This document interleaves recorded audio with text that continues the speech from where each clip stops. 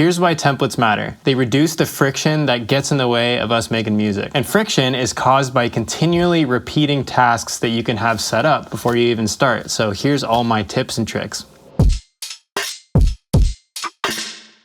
If you're in Ableton, templates are super easy to set up. Basically, once you have the default set edited how you want, you just go up to File and then Save Live Set as Template. And then whenever you open up Ableton, you just go to User Library and load up whichever template suits your fancy. And of course, you can set the template that you made as the new default set by just clicking File and then Save Live Set as Default Set. The first thing that I recommend you do, and this is something that I wish I had done a very long time ago, is start keeping track of the things that you continually do over and over again every time you are working on a project. Most of the time I have a notepad and a pen on my desk for this very purpose. Old school, I know. And I'll just keep track of all the things I continually repeat doing. And then the next time that I open up the template or the default set, let's say, I'll just update the template with those changes that I want to make. Like, let's say you are a guitarist and you like to start by making songs with your guitar. You'll start every single project by opening up a few new tracks. You know, you'll open up guitar rig, so you have to type in guitar rig, and then you have to double click it, wait for it to load here, right? Now you'll go to your favorite preset, and then you also need some compression maybe, and let's say an EQ, right? So you have to spend all this time getting all this stuff out. But if you already have it set up, then you don't have to do that anymore. Once you get this dialed in, just highlight all of these plugins, press Command G and get them into an audio effect rack. You can click this bottom button here to open it up. And then you see this little save icon, the little floppy disk. You can save it as Guitar Start 1. And then you can save the template with this new guitar thing. So you don't have to set this up every time or even duplicate it. And then all you do is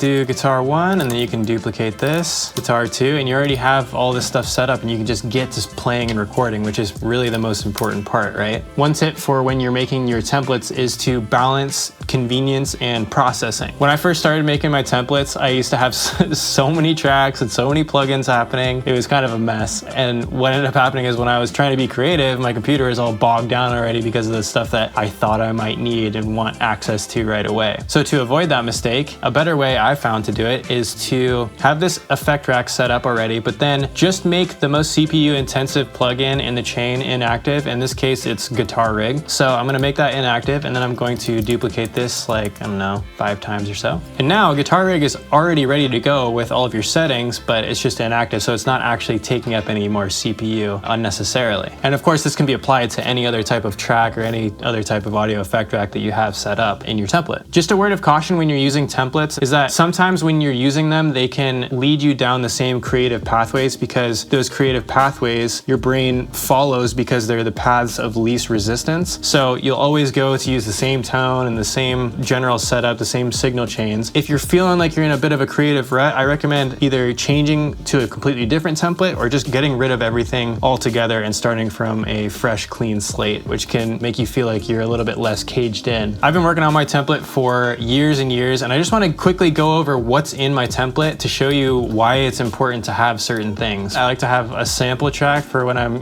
dragging in new samples, or if I'm recording it in from my record player. I have piano and Rhodes just because I like to use those for my chordal ideas. Some guitar tracks for just DI guitar. My bass as well, so I can get that going really fast. This is my deep hip hop bass preset.